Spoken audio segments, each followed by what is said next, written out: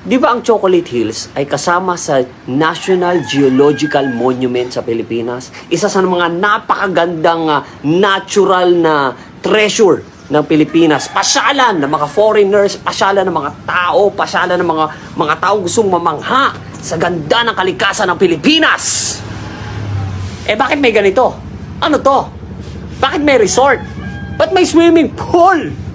Bakit may mga slides and everything? At ang pinakamahalagang tanong, sino nagbigay ng permit? Ikaw not alright. Samantalang ating panoorin ang interview ni Senator Raffy Tulfo kay Regional Executive Director Engineer Paquito Melicor ng DENR Region 7 sa programang Raffy Tulfo in Action. Magandang hapon po, sir.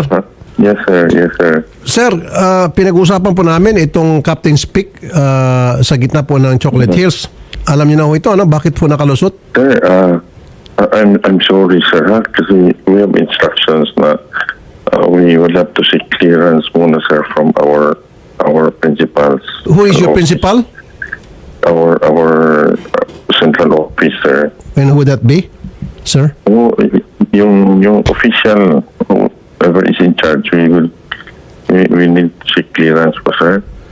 Kayo ba sitting chairman ng PAMBI dyan sa Bohol area?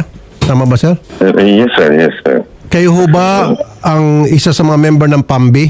Yung chair, sir. Chair. Kayo po yung chair, tama? Yes, sir. Okay.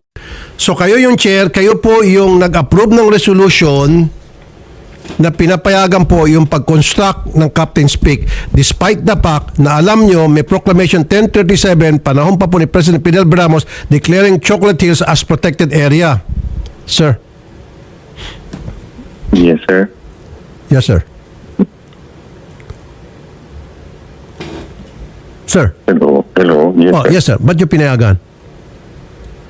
Sir, ang chairman is will have a vote only when there will be a what you call this, There's, yeah. will break a tie when there is Correct. a tie. You're only one vote. Pero being the chairman, you can also tell your colleagues and your members na, hey, protected area to, baka sasabi tayo later on. Huwag natin itong payagan, mga kapatid. Ikaw ang chairman eh. Siyempre, paniniwalaan ka. Siyempre, you will have weight over the others being the chairman.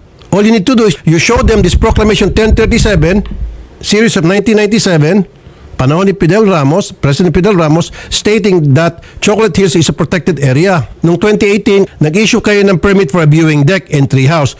Okay po yan. Pasok po yan sa tinatawag na yung SAPA. Alam niyo po yung SAPA, yung Special Use Agreement in Protected Areas. Yan po yung nakapaloob sa INIPAS Act. However, noong 2018, nag-issue ulit kayo ng resolution para sa development na. 2019, soft opening nung view deck and treehouse. Okay pa rin po yun. 2022, yun na po yun. Nag-full blast na. Nagkaroon na ng cottages, swimming pool, etc. At kayo pa rin po yun. Di ba, sir? Noong 2022, nagkaroon po ng newspaper article sa Bohol, local, na binabatikos po yan at umaksyon po si Attorney Jamie Villamor at nag-request po sa DNR na ipasara at wala ko kayong ginawa. Sir. Hello. Yes, sir. Yes, sir. Yes, sir. Opo. Hello. Yes, sir. Yes, sir. Yes, sir. Yes, sir. Opo, wala po kayong ginawa. Bakit po, sir? Sir, we will excuse myself, sir, kasi I'm what you call it? Sir, pag ipatatawag ko kayo sa Senado, hindi kayo pwede mag-excuse. Kapag hindi kayo pumunta, ipapasapinaw kayo. Pag nagmatigas kayo, makukontem kayo.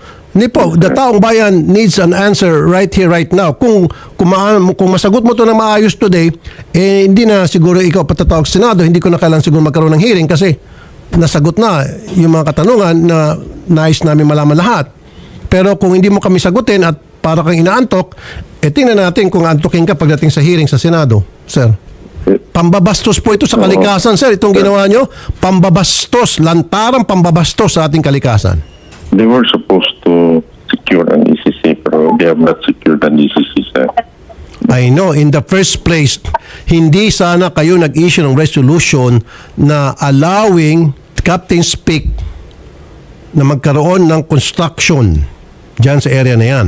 That resolution that you issued, yun po ang ginamit ng LGU para issuean sila ng business permit sa BPLO, Business Permit Licensing Office. Kayo po ang nag-umpisa lahat. Kayo po ang naging ugat ng problema. You see?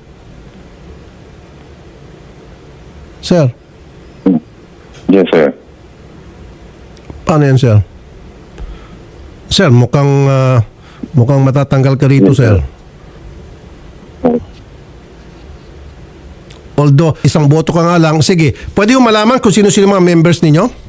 Yes, sir. We will. Sino po mga members nyo po ng PAMBI nyo dyan? Alam ko, governor, mayor, barangay chairman, tapos district representative ng lugar, may sakop niya, even senator pa nga eh. Or a sitting senator, alam ko. Okay? So lahat po ba yung pumirma? The majority, sir. Majority. Sino-sino po yung mga pumirma doon? Bukod po sa inyo, sir. Sa PAMBI. Sir, what are you referring to? It is the resolution Di or ba, the sir, yung votation during the meeting? Yes, sir. Yung pumirma sa sa resolution na allowing Captain's Peak na mamayagpag sa isang protected area gaya ng Chocolate Hills.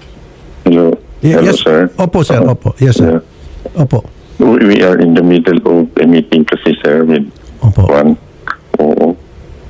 Huwag mo na problema yung meeting na yan kasi baka dumating ang time, hindi mo na kailangan makipag-meeting sa kanila. Ang meeting mo na lang, magmi-meeting ka na lang sa sa retirement mo. Maaga kang mag-retire dito, sir. Napakalaking violation to, sir. Ang daming batas na na-violate nyo dito. Lantarang, sir. Yes, sir, we will just explain it, sir, in due time. Okay, sige. Ganito na lang, sir. Nahiya ka mag-explain ngayon. So, ako po ay magpapile ng resolution in EDUP legislation para imbestigahan ito. Kasama ka dun, sir, sa ipapatawag. Ikaw po yung top of the list. Ang una po namin ipatatawag. Okay, sir?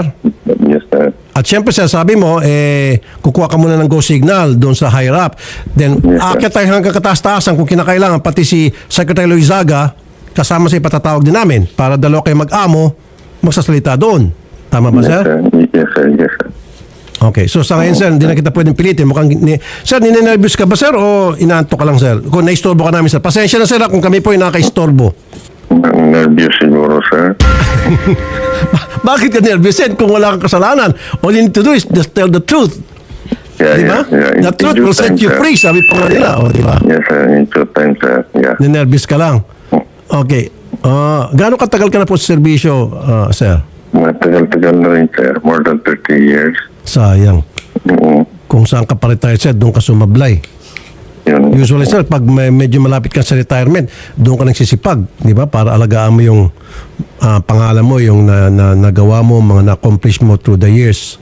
Di ba? At magkaroon ka ng legacy. Kaso itong legacy mo, sir, yung bang sinira mo yung kalikasan. Pangit na legacy ito, sir.